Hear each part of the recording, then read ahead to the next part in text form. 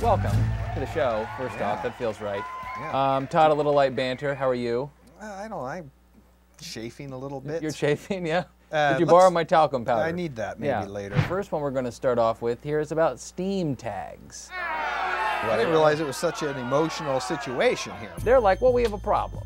A lot of people can't find our games, so here's what we'll do. We'll allow the users to generate tags for our games to help people try to find them. People on Gone Home, they went on Steam and they labeled Gone Home feminist, walking simulator, bad. Okay. Another one, Fez. You remember Fez, the whole controversy where the designer kind of was a diva and said he wasn't going to make the game because there was negative commentary and all that kind of stuff. Fez is labeled the tags Diva Dev, Bipolar, Tosspot, and Choking Hazard.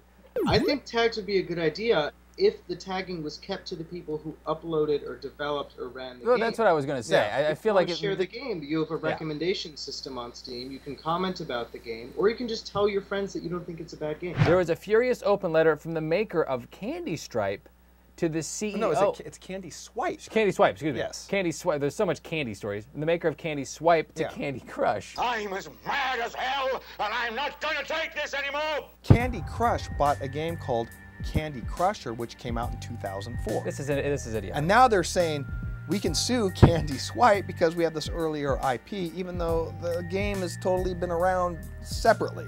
It's the thing that's kind of getting the internet upset. There's been no response by King, the maker of Candy Crush, on this one, except they pointed to a letter that they wrote a few months ago, whatever the hell it was, saying we believe in a thriving game development community and believe that good game developers, both small and large, have every right to protect the hard work they do in the games they create. People that play apps in general don't give a crap about this controversy because they're not invested in gaming at all, the way like traditional gamers are.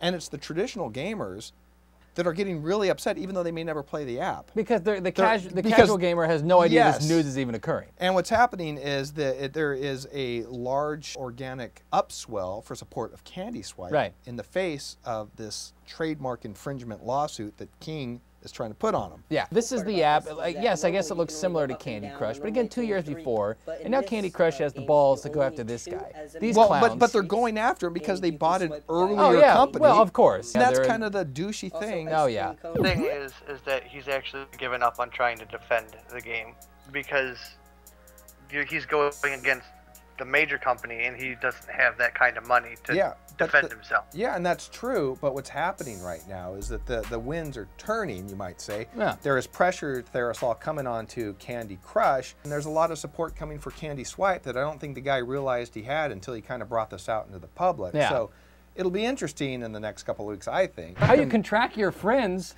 for $10 a month, or your enemies. It's keep your friends close, your enemies closer. But however you want it, tomato. I think we're dwelling on this a little too long. See, AI is actually right for the first time in history. No one understood why I wanted to date Osama bin Laden.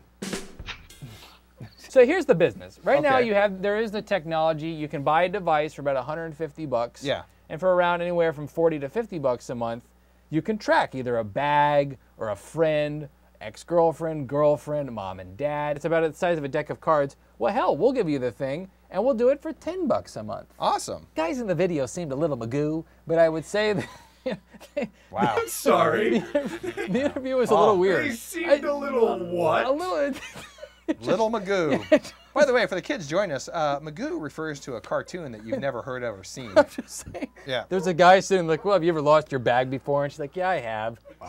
A couple of comments in the chat. I thought this was interesting. MK Ultra said, and people are worried about the NSA, and here we are donating to a Kickstarter trying to track each other. Next story here is about what video games will look like in 20 years.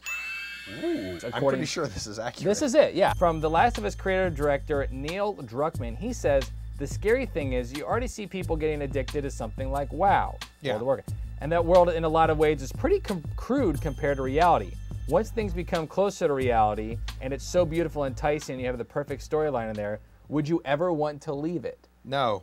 Like, here's a question I want to ask you, Paul. If you had a holodeck where you could create anything, would you create a facsimile of yourself and then make love to you? No.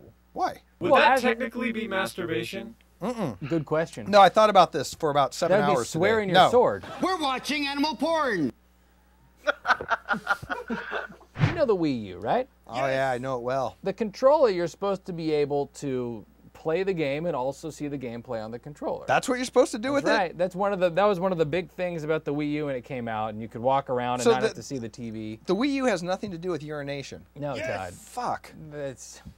Yeah, he's still doing wee jokes. Anyway, this is one of the first games that doesn't take advantage of that.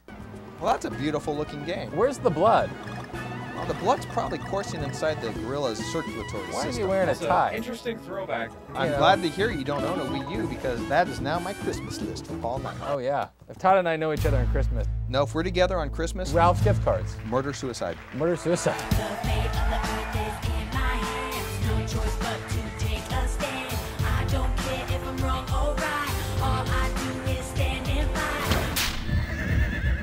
That's awesome.